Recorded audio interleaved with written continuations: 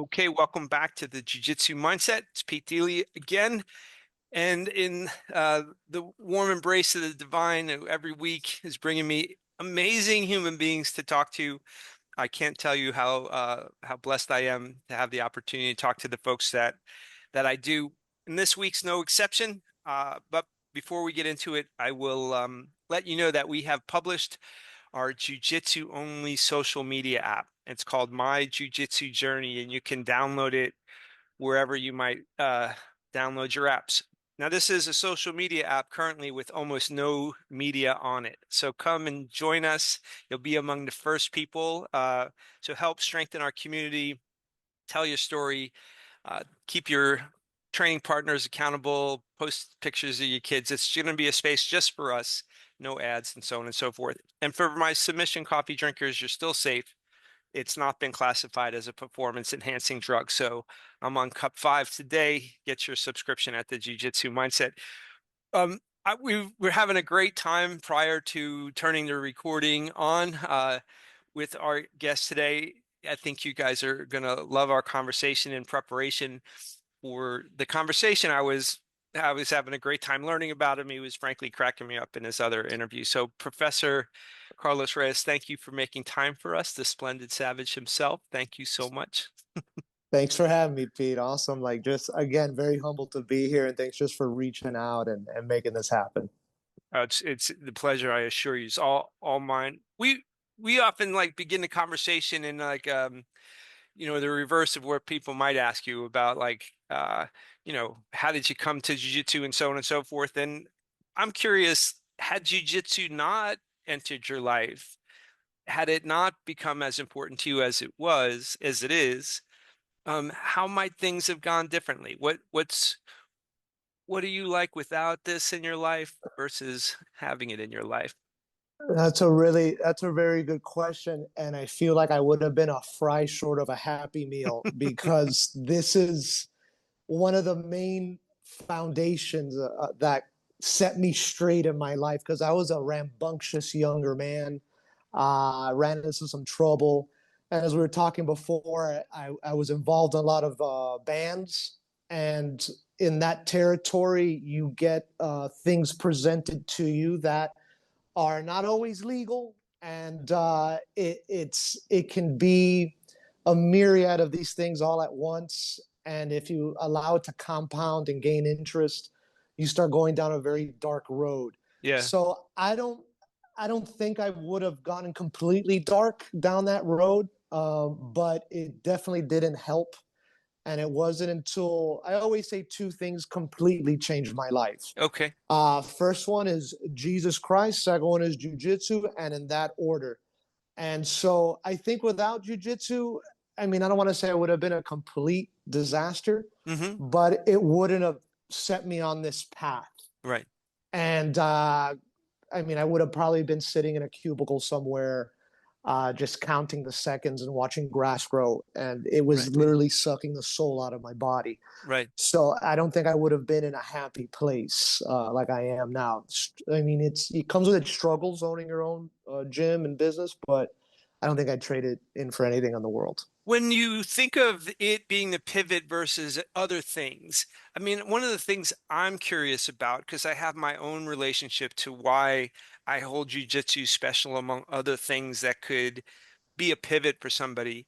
Do you have a way to describe what was the pull for you into what this was a pivot versus another thing that might have given you a different direction, a healthier direction? Because in the world, there's surely more than one thing Yeah. that could do that, right? But I feel like what's between, with the mafia, La Cosa Nostra, like, hey, this Yeah. thing of ours, it's special. It's like, but I'm curious, like, how you might describe what was the draw, And you're correct, because there's so many things that could have happened and come my way, but it just so happened right? that this was presented to me, which I made fun of for months Right. before I Yeah. got into it. And I've always been somebody very physical and a glutton for punishment, whether it was physical punishment or mental punishment. Right. But it was within my best friend's the one that got me in, and it was during a show. We were taking a break, and he had hit himself, And I go, hey, did that hurt? He goes, no, I'm like a samurai now. He had been training for 3 months. He goes, oh, I'm a samurai now. I don't feel this. That's pretty much nothing. I'm like, what is this jujitsu? He's like, just come over and check it out. So I went over within probably a week. He had bought mats. He was obsessed, head over heels with it. And he never wrestled in high school. I wrestled in high school. He Right. goes, well, just go in and wrestle for an hour. And I was like, all right, you're crazy. So I go in. I was 26 at the time. And we went for an hour. At the end of that hour, I went outside on his hammock or at his mother's house and I threw up. There we go. And I was like, okay, that really pushed me. I gotta try this again because Yeah. maybe I didn't do it right. Right. And I went within the next 2 days to the gym he was going to.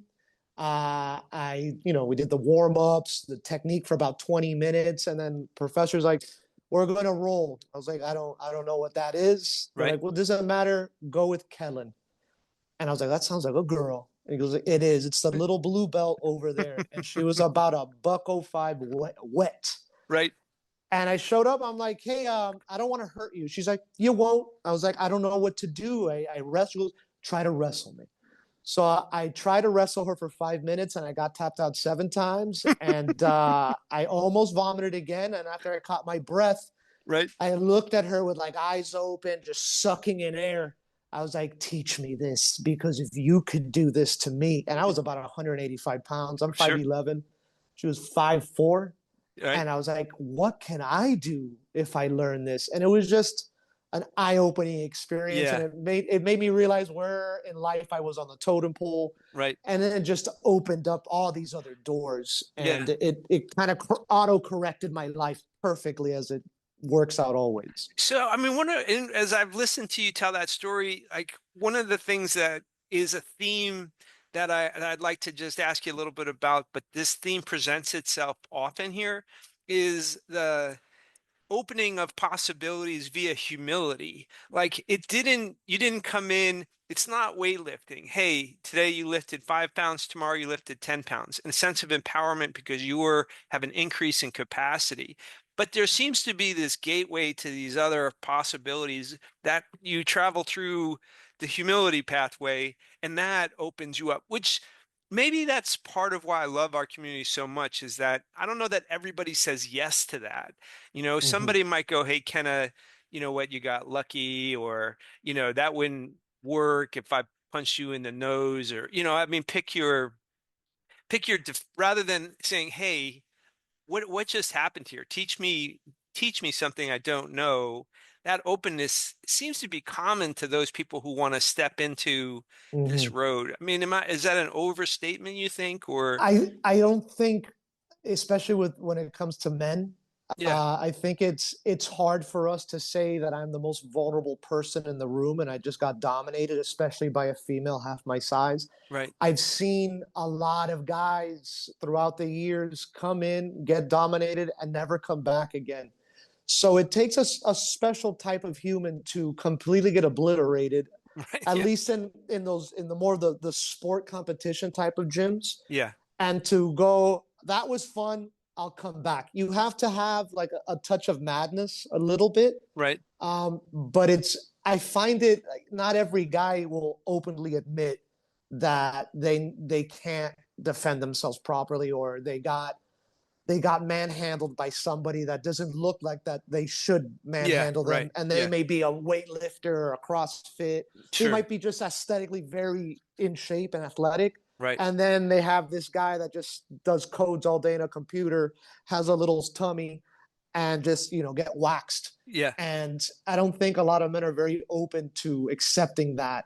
right, But it is the first step because you have to be very honest with yourself, yes, and yes, and that's another reason why I like jujitsu. It kind of rips out your insecurity and it puts it on show for the whole room to see. right, And how you handle that yeah. is essentially how you handle the stresses of life outside of these walls. I love what you're saying. I mean, and that's those two words, like for me, humility and honesty, are an underpinning to this physical experience between people too. It's just different if someone out sprints you. That's like Mm-hmm. a different uh experience than Kenna submitting you when you think it's impossible. You know, I mean, you Hmm. look next to the person next to you, that sprinter, there's a different type of expectation when you walk onto the mat and you do not, you know, well, I don't know. I mean, I'm still at the very beginning. I'm always surprised every moment, like what seems to be possible It never and stops, happen. by the way. It never stops. Yeah, oh, yeah, exactly. Like this 12 isn't, years in it, I'm still like, James will show me something. I'm like, yeah, I'm how is like, this? why did I not learn that? I purchased, or I was been with Michael Casey's got Professor Michael Casey has an online Oh, that guy's instruction. another stud. Yeah. Oh, extraordinary! Just the extraordinary clarity of instruction. Like, and as I was listening to even just the first, this is like the beginning of things. I was like, oh my goodness, he's illuminated these things that, if someone was to say, well, do you understand that? I would have been expected to say, yes, I understand it. But listening to Professor Michael Casey talk about it, I realized, no, I don't understand it at all. Yeah. Like, Talk to me a little bit slower. And do we have crayons? I like that crayons. that's exactly, which is a pleasure to me. Not, it doesn't trouble me. It's just interesting. The endless. I like to play chess, and I know you're, as a musician yourself, like some things there you may learn a structure, but you don't really understand it without, endless lifetime Yeah. of uh, uh, of that. Well, as you go through this induction and then it becomes important and you begin your journey, I am curious along the way, on the people that came in to influence you as to what it was you were actually learning. Like, are you learning a set of techniques that make you a better fighter, or are you learning more about how to be a humble person and learn in a particular way? Or like, were there people that adjusted your perspective on what was this investment in time and energy going to yield you? Or perhaps it was all internal, like your pivots were all just because you hit certain times we understood things Yeah. differently, Yeah. That's another great question, brother. I think it was at the peak of where I was playing in bands was when I got in the most trouble. right? And I tell this to all my students because you teach and they think you're this perfect wizard and you don't have life together. You've been doing this for over a decade, so obviously you're going to be a little good at it, Right. and you just get better. You never get perfect. But when I was about 26 years old, I got a DUI leaving a show.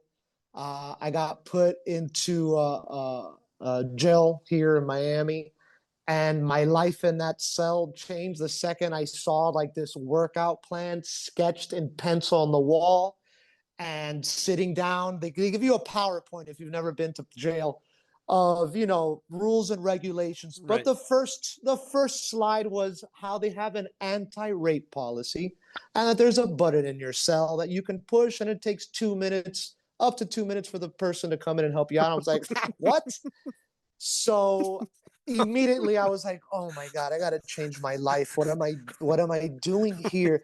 And I had only been doing jujitsu at that point for 2 months. I wasn't very well disciplined, but in that room, I kind of sat back and I had to be honest with myself. And I was like, I'm here because I messed up and these are my mistakes. And there's consequences to actions. And I have to ask I have to ask those questions to myself of, did I do this? And the answer is always yes. Like Yeah, right. everything Yes. happened because of what I did. Right. So I made a commitment to myself to pick something and stick with it. I needed a healthy hobby. Jiu-jitsu had only been in there for 2 months. And from what I understood, I was like, I'm sweating Right. and I'm having a good time. Yes. That's healthy. Right. Let me go and do that. And I made just a year commitment just to do jiu-jitsu for 1 year to kind of refocus me, shed this like old self I had. Yeah. And it ended up being an addiction because I do have an addictive personality.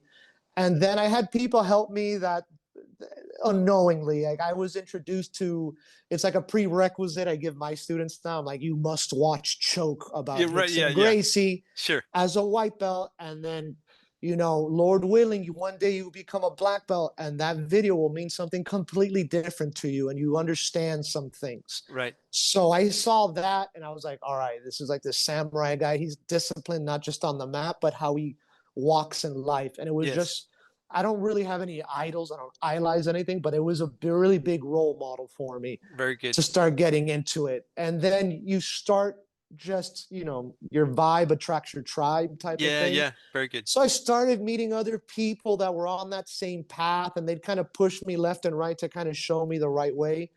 And it was jujitsu was a vehicle to improve my own potential. And I never got into it to be a world class athlete or win a lot of medals, even though I did compete copious amounts and I loved it up until a certain point. Right. And it just really affected how I acted outside of the Yeah, mats. yes. You get bodied the first year and you're like, what can I do to get better? Like, well, let me work out a little bit.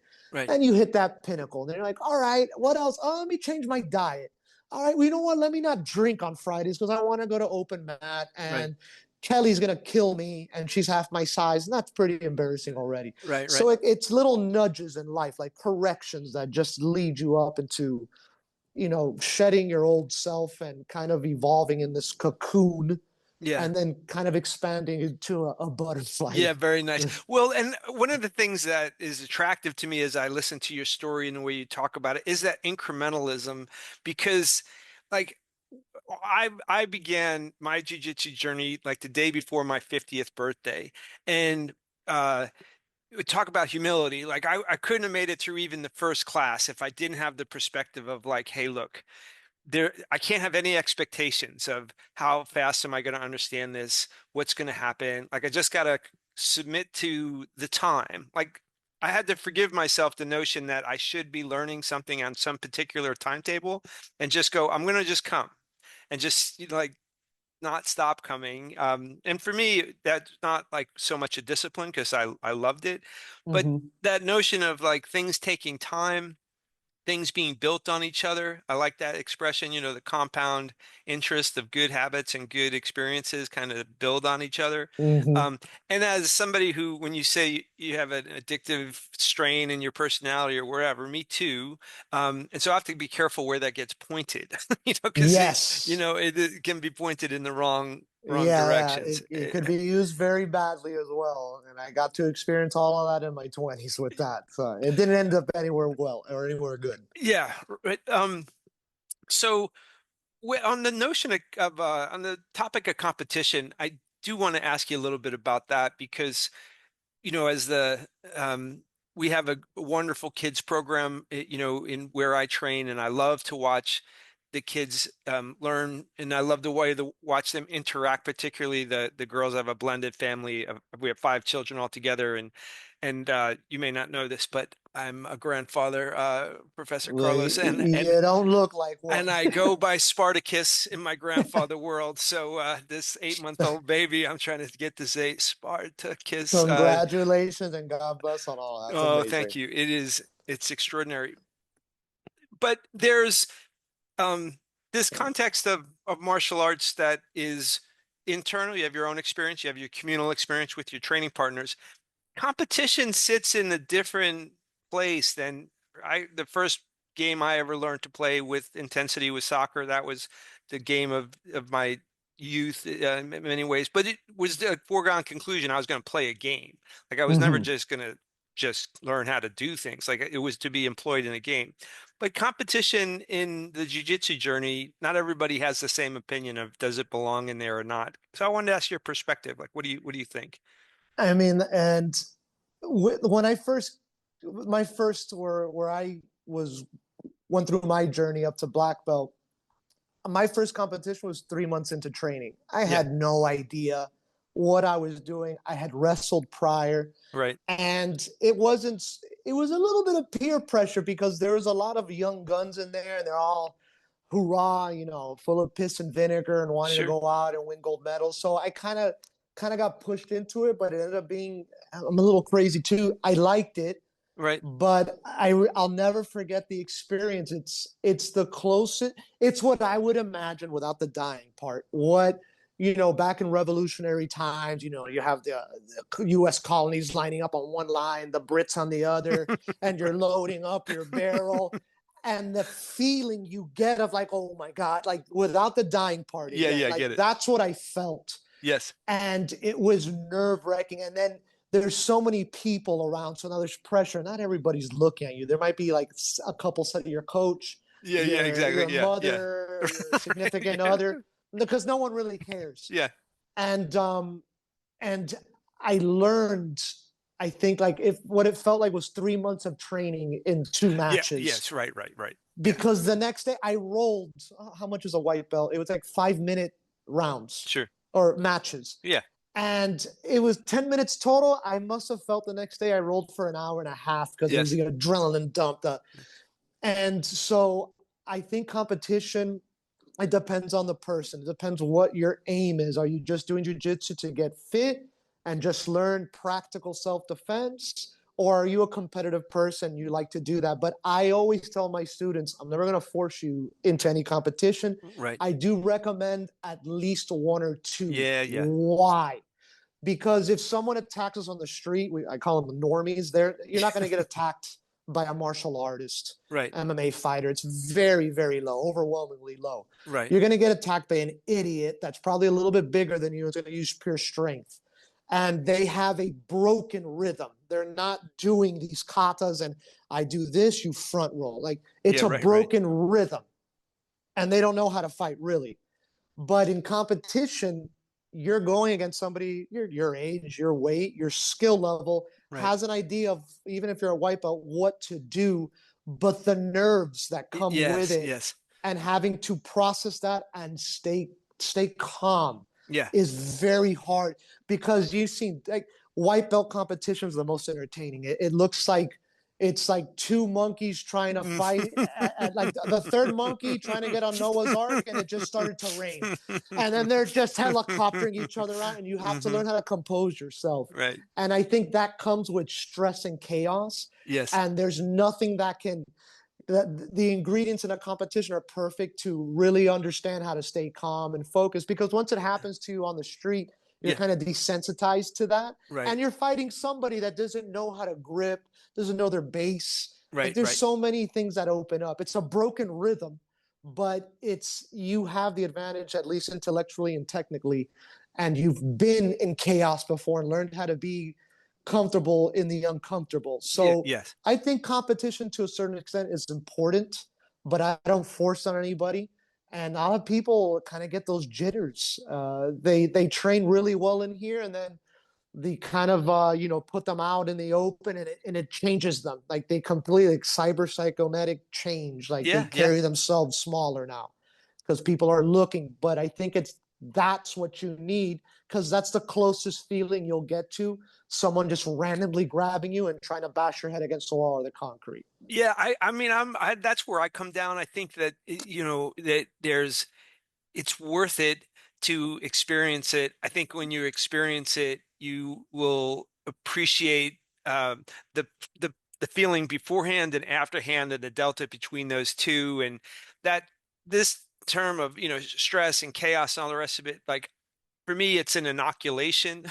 Like, if Yeah. we ratchet up your stress and chaos to 11, and then Monday morning it's only at 7, but you're used to it being at 4, you're gonna be like, this isn't so bad. Like, nobody in Yeah. here is trying to choke me out at all. So, like, go ahead. It feels like, in terms of things that you take off the mat, that ability, like when Hickson talks about having his heart rate lower than his opponent prior to the start of the match, and that as they both escalate, he's still behind his opponent from a Hmm. heart rate perspective. I think of that as a person whose business life has lots of opportunity for people to be upset, Yeah. all the And rest of it. and Like, being able to and stay it calm is an advantage.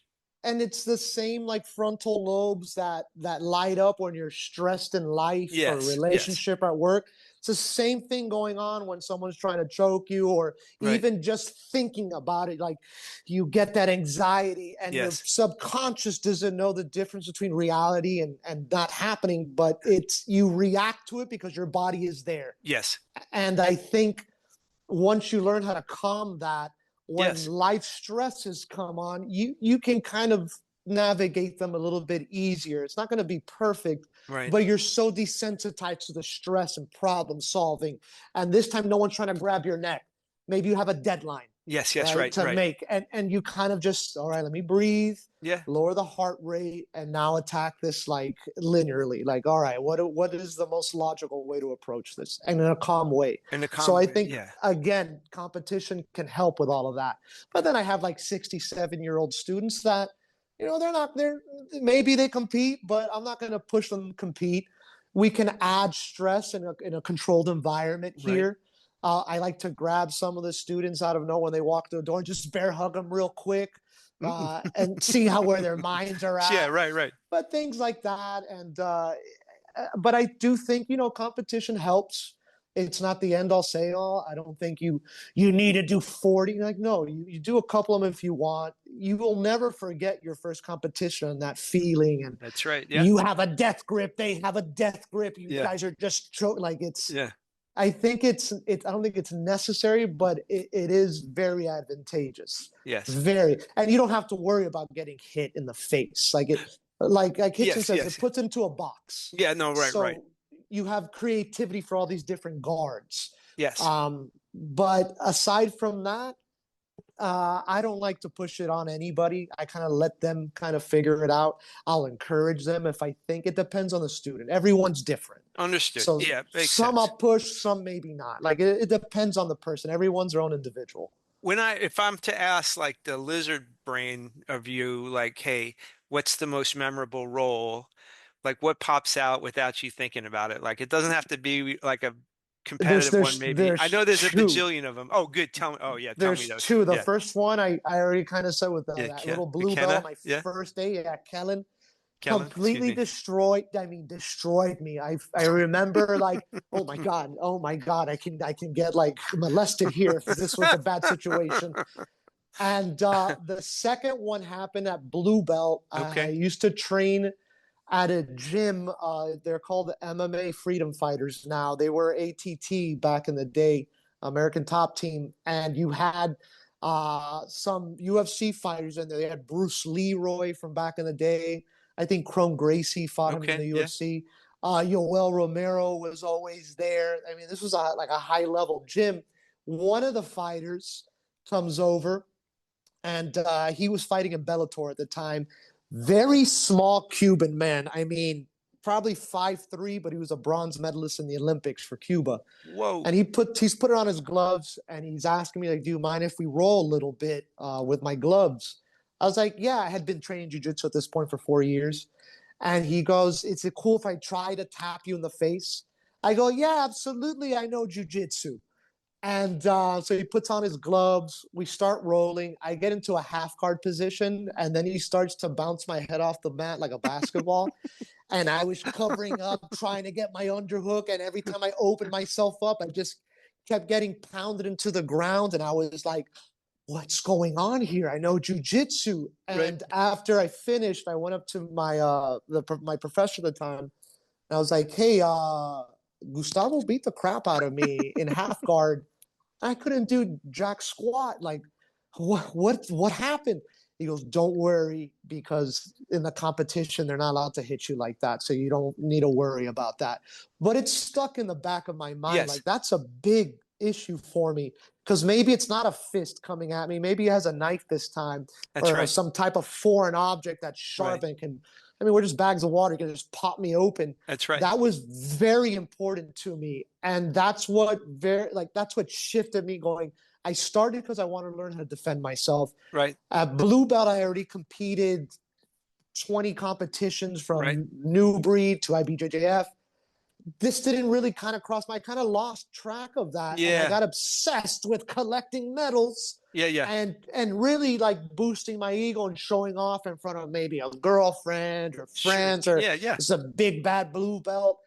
And it wasn't until that Gustavo gentleman beat me into the ground, and he was being very kind to me, You're right. because he could have been I could have gotten wrecked. Right. And he was just kind of just hitting a little bit, dropping elbows, and really opened my mind. So I started keeping that in the back of my head. I was kind of just that tunnel vision. I was like, I don't want to be not loyal to this gym, because I have learned a lot and there's a lot of good things I got Sure. out of there.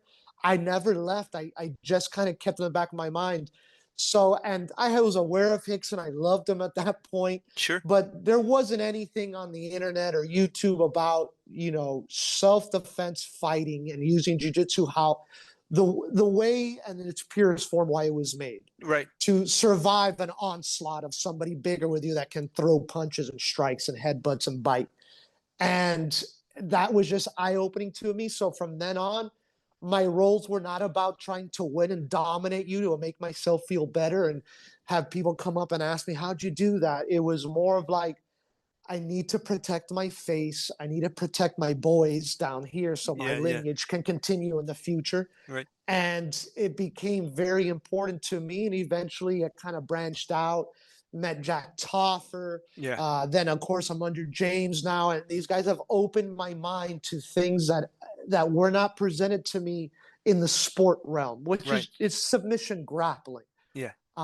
It's and I'm a purist. So when I found out, I'm like, oh, that's right, jujitsu had strikes in it. Because it was just very different in a competitive gym. And if you Yes. didn't compete, you kind of got tossed to the wayside Yeah. and you got fed to the competitors. Right. Right. And I felt bad because a lot of people got fed to me and you could see it. They were kind of nervous. It's like their 7th month there. They're not really looking to compete.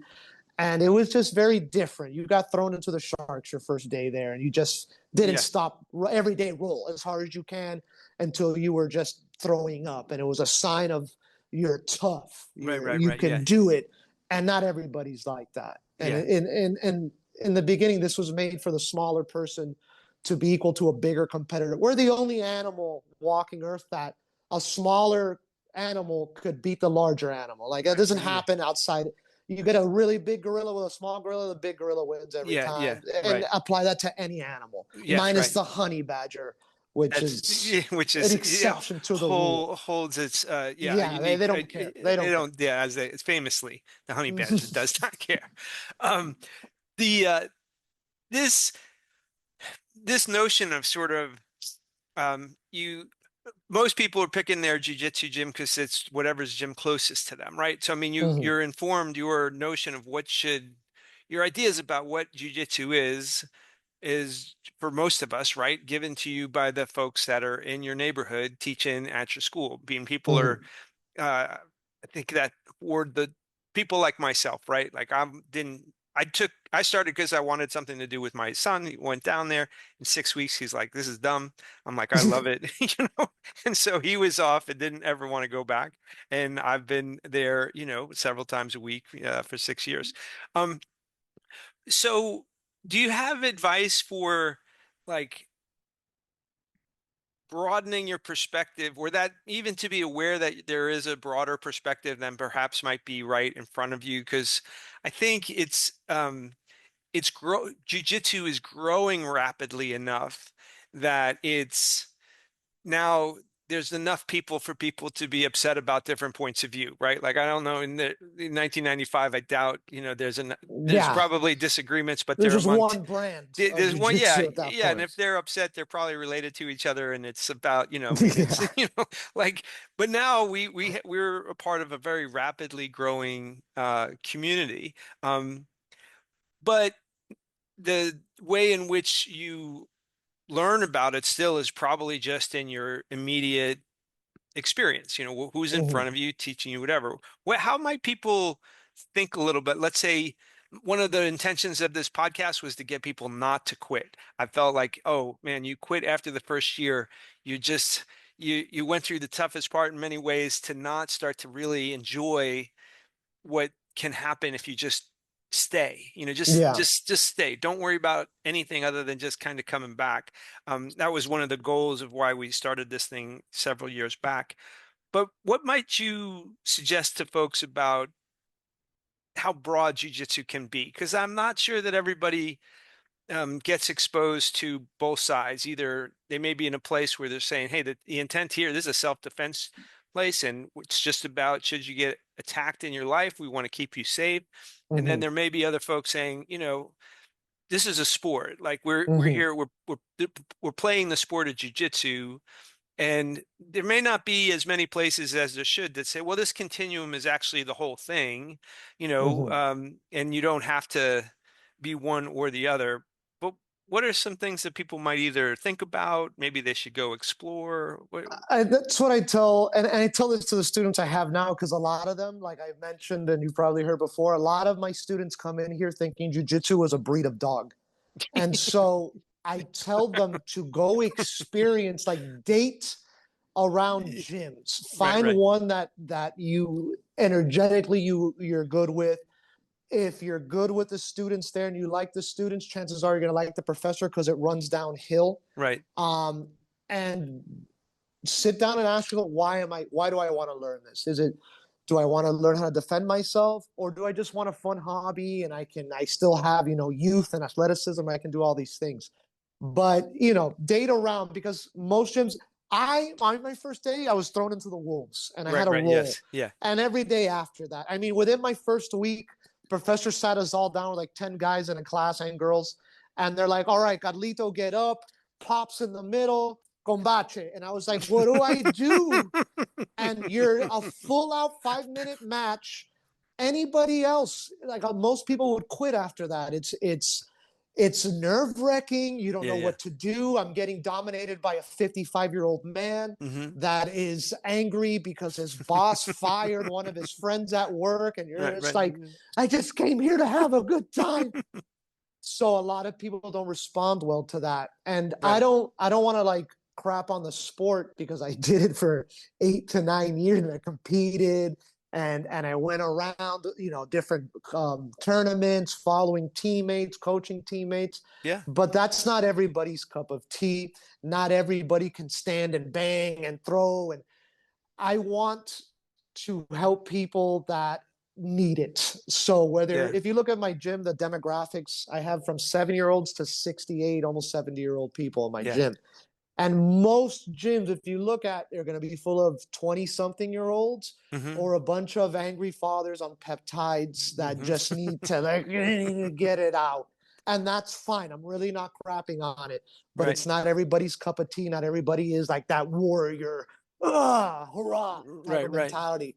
A lot of people just want a good workout and learn practical self-defense. So my advice would be honest with yourself of what you want to do. Right. If it's self-defense and you go into a class and you're starting on your back and you have someone between your legs and you're wondering, why did I get here? What's the context? Maybe go Yes. somewhere Yeah. else Yeah. that Right. gives you a context of why. Well, you're on your back because you messed up. Right. And Right. that is the last scenario you want to be, is on the ground. Right. Right. So I don't have any of my first time students on the ground for the first month or two. We're learning basic principles. Hmm. I don't like to teach moves. I Right. like to teach the DNA that makes the Yes. move. Very nice. Kind of like James is very big on base and connection. Yes. And to somebody coming into the sport and learning like the pure form of jujitsu, Gracie jujitsu, could be kind of boring because you're Hmm. past that. It's beyond. It's below you to learn such elementary things, but it's literally in every position, whether Yes. standing or on the ground. Right. And that is the if jujitsu is a phone book of all these collection of moves this thick, the one or few common denominators amongst all that is base, connection, leverage, weight Yeah. distribution. And once you understand those principles, it makes sense and you want to feel more than do. I don't want to go and try to force my will on somebody, because that takes a lot of energy. And if I don't get it, my tank is out and fatigue makes cowards of us all. Right. I rather kind of play chess with the body, feel what you're doing. And what Chris Burns says is beautiful, like help you overdo what you're trying to do, Right. not fight against it. Because when the ego gets bigger than the technique, I think that's where a lot of people get hurt. That's where a lot of people quit. Yeah, And that's an interesting turn of phrase. Yeah, I like that. And the DNA comment that you made, I mean, base, leverage, connection, weight distribution. I mean, that's a good, it's almost an analogy to the whatever the four letters of DNA actually are, which is, like all the techniques are simply a recombination of those things, right? I mean, Mhm. those are the Yeah, things to learn. The techniques are an expression of how those things yeah, fit and fit fit you together. have to know when and how to use a technique. You can't just, I want to do a guillotine right now. Well, he's not giving me the guillotine, Yeah, so yeah, right. I'm not going to be a happy camper when I get slammed on my butt. Yeah. No, I'm guilty of that. Like, well, I know this, so well, can we please get to what I know what to do? Because I Yeah. only got one thing. So if Yeah. you So would please accommodate my yeah, and then it's anything new is going to be hard, like yes, riding bike, tying. It's like I like to give the example of tying my shoes to the students, because when we're learning how to tie your shoes, god knows how many neurons are firing off, and you're that's right. like Yeah, loop bunny here around. yeah, And now I can talk to you about quantum physics and cycle cybernetics as I'm tying my shoe. It becomes ingrained in you, yes, right. Yeah, and that's very quick to learn. Jiu-jitsu is not. And so people tend to, I can sit in a room and learn how to play a couple chords on a guitar within 8 hours. right. I can sit in a classroom for 8 hours in jiu-jitsu and still be like, horrible. Yeah, yeah, And that could happen for a year, but those are little lessons you're learning. And failure is the main ingredient in getting better at all yes, yes, this. yeah, yeah, A lot of people don't like that constant failure, but I think that's what starts building up your resilience outside of the mat. That's why I think it's super beneficial and a yeah, vehicle for the human potential. But you have to get past that. Anything you do, you're going to look like a dork. Anything new you try, you're yeah, going to look yeah. like a dork and you're going to suck at. And once you get over that, Right, no one cares about that. Like right. you're already doing something that most of the people in the 8 billion people in the world, I think less than a percent train jujitsu. You're already a step above that. That's right. And now it's just your own personal journey. You don't have to, what's that saying is, when you like comparison's a thief of joy. Right. Yeah. Like that killed me my first year or two. Right. I'm a hard-headed, stubborn, so I kept going back.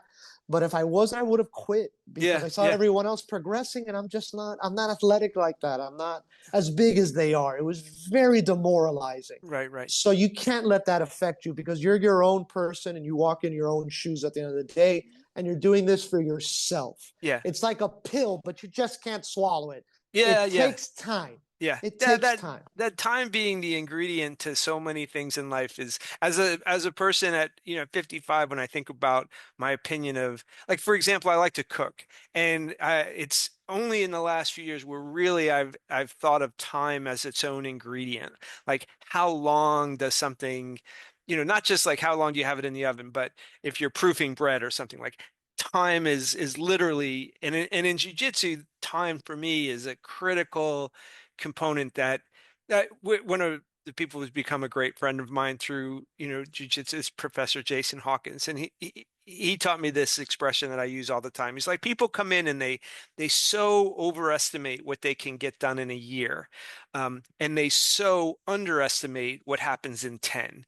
And Mhm. that to me is I don't know. Now, for me, then you're in the realm of like faith and imagination. Like, can you allow for the idea that things can be much, much different than they look at the moment, even if you don't have the roadmap to get there, which is Yeah. its own kind of fascinating Yeah, rabbit hole. and then everyone's training the same amount of time. So you guys are going like this, and you think you suck until the new trial guy comes in. And after a couple of months, you put them to roll, and the guy that thought he was complete, like just crap, ends up going, "Oh, well, I've learned something." I'm like, Yeah, "Yeah, I know. because you're training with others that are learning the same exact thing, and they know what you're trying to do. Right, They know what they want to do." And it's just like you cancel each other out until a new person walks in here, and right, then you're yeah. like, Oh, okay, I'm not that bad. So, and it's just sticking to it, because nothing good in this life is easy. yeah, Any aspect, whether it's running a business, going to be the top level of the competition sure. realm, like everything is hard. Everything That's can, good and worth it. yeah. Like anything easy, it's very frugal. It's vanity. Yeah. Oh, yeah, well said. Well, in your, community of people that you've been instructing and creating this community around, I know you have many stories, but in much the same way I'd ask you about your favorite role. Do you have a story of like, hey, Jiu-Jitsu impacted this person in a way that was special, and it always comes to mind as one of the ones Yeah, you'd I share? won't say Yeah, his doing name it, just in case he protected, ends up keep it. watching this. But he came in when I was a blue belt at my first gym where I was training, and I had convinced him for months. He was like, "Oh, it's kind of gay." I'm like, "Just come in, come on!" And I'm just relentless. And he finally uh, got the courage to come in, Okay. and we do the warm-ups, we do the technique, and then all right, we're gonna roll.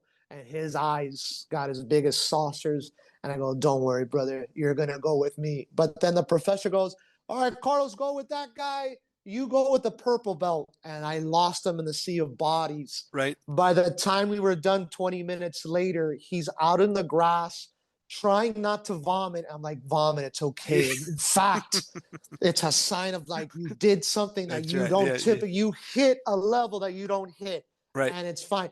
Never saw him again after that. Okay. Obviously, I mean, no one. It's very, very rare that a guy will stay in after getting demoralized like that. Right. So when I had opened up my own academy, I was in like a tiny garage room I was renting. It could fit like 7 people uncomfortably. Right. And he reached out. He's like, I want to get back in it, but I don't want to. I'm like, don't worry, brother. I have a completely different philosophy. We're going to ramp you in. Like, I'm not giving you a collection of moves to memorize, Right. but principles from this guy called Hickson that is amazing. And so he started with me about 2 years ago. And since then, I mean, and when he came in, he was very overweight, didn't really take care of himself. His physiology Yeah. was that of somebody with not a lot of confidence. Right. Confident people tend to walk upright, kind of that Conor McGregor. He was making himself smaller. It's a psychological thing. And he wasn't very vocal, wouldn't look you in the eyes. 2 years later, he's lost about 70 pounds. Whoa. All He right. comes he comes to train pretty frequently. His posture when he Yes. walks Yes. into Yes. a Yes. room, Yeah. you want to engage him because he Yes. looks confident. Right. And he was never a lady killer. He was always very shy in front of the opposite sex. And then he's telling me stories of how he was waiting in line to get a drink and started a conversation with a Very good. female. Yeah. And he was just talking, and then unfortunately the girl's boyfriend came in. I go, did she say she had a boyfriend? And he goes, no. I go, she was into you because of how you look, That's but right. your Yeah. physical language talks 70% more than your words. That's right. And that was like this. Nothing changed besides him doing jujitsu and just bettering himself a little bit with his diet, Yeah. with his workout, whatever he does. Nothing changed, but there was a switch in his mind that was always there. Right. And he's just far more, still some to work on, but very confident, very talkative now. He's one of the first guys that comes up to a new student. Very good. Hey, my name is so and so. Welcome. How you doing? Like it's embracing, Yeah. and it just warms my heart because it affects him outside of the That's mat, right. which Yeah. is the whole part of That. what Yeah. my philosophy is. Like Exactly. learning self-defense and defending yourself is super cool. Yes, But it these is. byproducts, if I can put that into a pill, there would be black markets formed overnight trying to take this and mimic it. With that. But With that. unfortunately, you just have to like suffer a little bit. But just stay with me. You're gonna be a different man. And he's coming into his own, and it's beautiful. And that's a lot of my students as well, that just within 7 months, kind of like, all right, okay, like I'm getting kind of like, bodied a little bit during the drills, but I feel good, and I can take it, and I feel good. Yeah. And I have to remind them, like, I was a white belt too. And up until purple belt, there was moments that I would be in the car, windows down, no music, crying because the 60-year-old Jorge would kill me. And I just couldn't. Why am I 30 years old getting bodied by a 60-year-old man? Right. And it just rattled me. And Yeah. you just cry in the shower like every grown man does secretly. And it's fine. Like to be crying is to cry is to be human. It's all Absolutely. right. To have those thoughts, it's all right, but you can't stew in them. Push through it, and it's gonna be okay. And just find like a good tribe that uplifting you, because without them, like, this is just four walls. And what makes this special, Yes. aside from the jujitsu, are the people. And it's just to see him flourish like that is amazing. I want 100 more like that. And And he that's has no plans to compete, and that's fine. He's a hard ass himself. right. But it's what it did to him internally. It wasn't like a cosmetic makeover. No, no, right, right. I totally get it. I mean, and that is a pivot that echoes for the rest of that person's life. When I look at the kids and I think, particularly the girls, because I have four daughters, right? Like I think, oh, to have, this young girl have the experience of like being safe in a grappled situation, because I grew up, with uncles and all kinds of boys, and physicality was part Yeah, of, just wrestling out of nowhere, then well, thrown didn't into a all of it. It pool. was, yeah, all that stuff. But it gave me, it took certain things off of the table of things that I was worried about when I got older, because I had had certain experiences. And when I look at the girls in our gym, I think, oh, you know what? You'll have a physicality, and not all girls, their parents create the opportunity for them to see that. And with this gentleman, surely for the rest of his life, these things will echo. Like we talk about the vicious cycle so much, right? Like, oh, you're eating fast food, fast food's got poison in it, your physical health, your mental health, you're just going down the drain of, Hair of this a dog. all, yeah, that too. But there is a virtuous cycle. There is your expression earlier, the compounding interest of one good thing leading to the next good thing. You came in, you worked out, you adjusted your diet a little bit, you feel a little more confident. Your social life is all of a sudden improved. Because your social life's improved, your mental health the next day is a little better, which means that you're a little nicer to the person next to you, a little more likely to be successful in whatever it is because you feel like it's possible. I mean, that Yeah. sort of virtuous cycle is something that I feel very strongly about. And I know, you're serious about your food, and that to me is linked in For here, 80 and 80% of the time. There's 20, like Monday through Friday, temple. Friday night, Sunday evening, frat house. Give me the but that's it. Yeah, pizza. I'll have good to know. wine. All right, excellent. I'm inspired to know that. Well, Yeah. the if we're gonna pick a superhero name for you, you got a superhero name before I think you- it would just be what I just Splendid Savage. Splendid It's Savage. built in. Uh, Superhero name is already developed. yeah, because someone had once called me a violent hippie, and I was like, hey, That's a that's a good name too, cool name because I'm literally my ex professor would hate me during competition because where everyone was jumping Jackson. right? Ugh. Yeah, yeah. I was listening to Jimmy Buffett Yeah, and literally Jimmy yeah, Buffett yeah. and kind of smiling. And even when I'm suffering, I tend to smile. Right. I don't know why. I enjoy it. I Yeah, enjoy it. And so it would be Splendid Savage. I wanted to name the academy Violent Hippie Jiu Jitsu, but I didn't think it would be that marketable. yeah. And so Splendid Savage came to mind, and that would be my superhero That's name. I just perfect. That's perfect. because I love contrast. One of my favorite band, Led Zeppelin. Those Right. things don't Yeah, go yeah. together. Yeah. That's right. Yeah, You yeah. know, it's like night and day, yin and yang. I love contrast. So Yes. Splendid Savage is kind of oxymoronic. Yeah, it is. It's That's like perfect. violent hippie. It Violent doesn't make hippie. sense. Yeah. Well, there's a Like I don't t-shirt make line out sense. there we should build, I violent know. hippie. I It's should we hate to copyright that. hate yeah, get that copyrighted. There's a lot of t-shirts that need to be sold with that. Well, listen, I this has been amazing, and I hope you come back and talk with me more. Oh, of course, if you have I me, would Pete, I love to enjoyed it. continue this conversation. And someone wants to find the Splendid Savage on Instagram. When I tell them, I mean, maybe it's obvious, but why don't you just tell us where you Yeah, want it's them to be? the main my main platform is Instagram. It's Splendid Savage Jiu Jitsu. I have a website for anybody in the Miami area Yeah, that very can good. send a form, and that's splendidsavagejujitsu.com. And you can just enter a form with if you what you're looking for, what you expect. I kind of let you just rant on in the emails. I receive them. I'm very responsive on them. I'm on top of it. But Okay. you can mainly find me on Instagram and on splendidsavage.com. All right, excellent. Well, Professor, this was amazing. So thank you very Yeah, much, and we'll of we'll course. look And I forward to gotta the have next you one. come down here, have some cafe cubano, so you Yeah, can check out like why crystal meth never took off in Miami. I'm doing that for sure. We'll plan a date. Awesome, Yes, brother. sir. Pete, thank you so much, brother. Appreciated this. This was great.